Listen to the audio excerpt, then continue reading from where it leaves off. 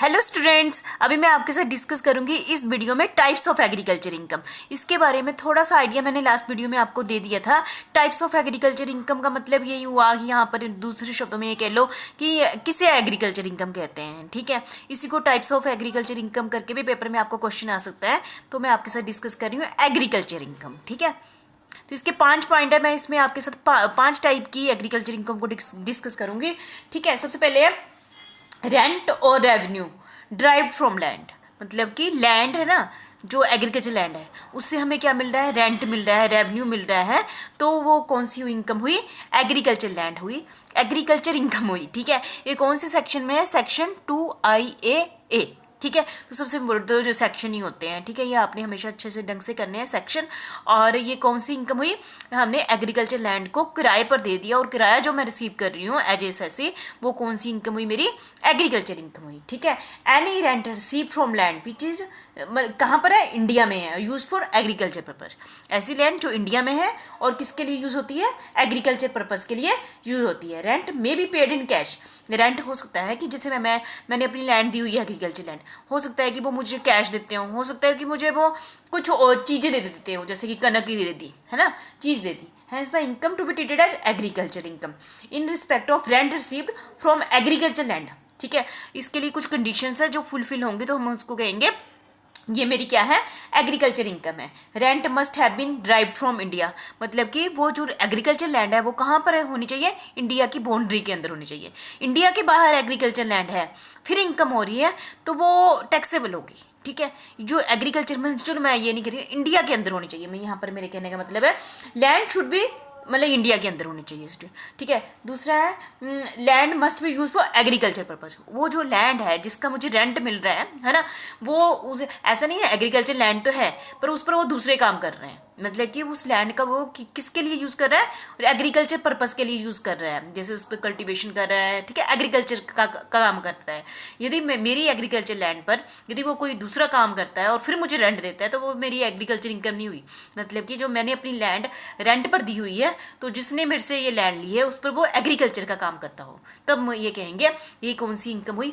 मुझे क्या रिसीव हुआ है, रेंट हो रहा है, तो रेंट क्या हुआ, मेरे एग्रीकल्चर इनकम हुई। ठीक है, एज एस ऐसी मेरे लिए तो इंपॉर्टेंट चीज़ है ना कि एग्रीकल्चर इनकम है या नहीं है। यदि एग्रीकल्चर इनकम होगी तो मुझे इस पर क्या करने दे, इस रेंट पर मुझे टैक्स नहीं देना पड़ेगा क्योंकि एग्रीकल्चर इनकम पर इंडिया में टैक्स नहीं लगता है। ठीक है, दूसरा है income from agriculture operation. Agriculture operation का मतलब क्या है, मेरी एग्रीकल्चर लैंड है तो उसमें मैं सीड्स उगाती हूँ, कल्टीवेशन करती हूँ, सामान उगाती हूँ। ठीक है, और मार्केट में जाके बेच देती हूँ। ठीक है, ये सारे मैंने ऑपरेशन की, मतलब कि वर्किंग की, तो मुझे उसको बेचने पर क्या मिलता है, इनकम हो जाती है। तो वो कौन सी इनकम हुई, मेरी एग्रीकल्चर इनकम हुई। सीधी बात, जो भी ये तो सामने ही दिखाई दे रहा है ना कि मैंने एग्रीकल्चर प्रोड्यूस किया और उसको बेच दिया, तो वो कौन सी इनकम हुई, मेरी एग्रीकल्चर इनकम हुई। इनकम फ्रॉम एग्रीकल्चर ऑपरेशन कौन से सेक्शन के अंडर है, section 2IA B। Any income drive from such land by performing agriculture operation or income derived from any process executed by cultivator or receiver of rent in kind to make the agriculture product fit for sale in the market and income derived from sale of agriculture product. मतलब कि जो मैं बड़ा cultivation करके जो सामान बेचती हूँ वो मार्केट के अकॉर्डिंग होना चाहिए, मार्केट में बिकने के लिए होना चाहिए। ठीक है, उसको हम एग्रीकल्चर इनकम कहते हैं। ठीक है, समझ गए आप, है ना। थर्ड पॉइंट है income from making produce fit for market.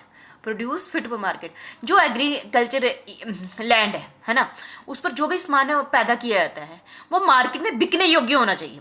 Fit for market, market में बिकने योग्य होना चाहिए। ऐसा नहीं है कि सामान जो मैं एग्रीकल्चर लैंड में बना दूँ उस पर इनकम कमा दूँ और मार्केट में बिकने योग्य है ही नहीं है। फिट फॉर मार्केट होना चाहिए। इनकम ड्राइव फ्रॉम कल्टीवेटर और by receiver of rent in kind with the regard to any process generally employed to render the produce raised as rent in kind as fit to taken to the market, market के according होना चाहिए। ठीक है, तो मुझे लगता है आप समझ गए होंगे ना। फोर्थ पॉइंट है हमारा income from sale of produce. Income कहाँ से होती है, जो भी सेल है, मैं एग्रीकल्चर प्रोडक्ट को मार्केट में बेचती हूँ और जो इनकम होती है वो क्या हुई, मेरी एग्रीकल्चर इनकम हुई। ठीक है, the income receive by cultivator और by the receiver of rent in kind by selling the produce raised or received as rent in kind against which is no process has been performed to make the produce fit for the market। ठीक है, तो मुझे समझ गए होंगे। Last है हमारा income from a farm house.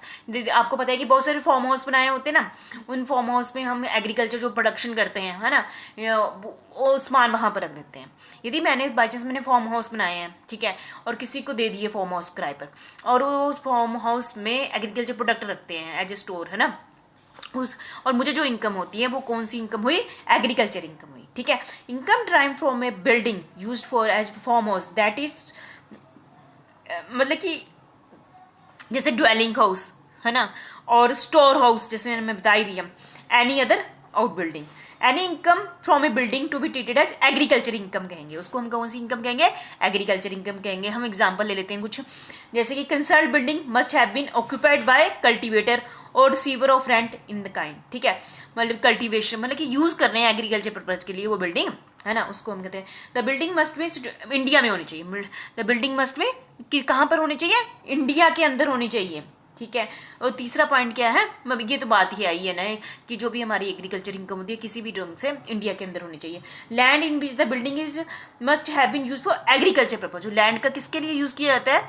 Agriculture purpose के लिए ही यूज़ किया जाता है, जो लैंड उस बिल्डिंग के साथ लगी भी हुई है, ठीक है। और last topic, land must be set to land revenue और लोकल रेट, और alternatively the land must be situated outside the urban area, मतलब लैंड कहाँ होनी चाहिए? अर्बन एरिया के बाहर होने चाहिए। अर्बन एरिया किसे कहते हैं? जहाँ की population less than, not less than 10,000, not less than 10,000, ठीक है, उसको with in the 8 kilometre from the local limit of the municipal, तो उसको हम अर्बन एरिया कहते हैं। उसके बाहर हमारा फार्म हाउस होना चाहिए, ठीक है। तो मैंने आपको ओवरऑल ये कह दूँ कि जो भी मुझे ऐसी मैंने अपनी लैंड दी है, एग्रीकल्चर लैंड दी है, और वो एग्रीकल्चर पर्पज़ के लिए यूज़ कर रहा है वो बंदा, और मुझे रेंट दे रहा है, तो ये मेरी क्या हुई? एग्रीकल्चर इनकम हुई। और जो मैंने एग्रीकल्चर ऑपरेशन की है, सामान उगाया, उसको बेचा, तो क्या हुई? एग्रीकल्चर इनकम हुई, ठीक है। तो ओवरऑल यही है, ठीक है। तो मुझे लगता है कि अभी तक आपने 2 वीडियो मेरी सुन ली है, तो आपको इतना 100% आइडिया लग गया है एग्रीकल्चर इनकम किसे कहते हैं, ठीक है। Thank you very much.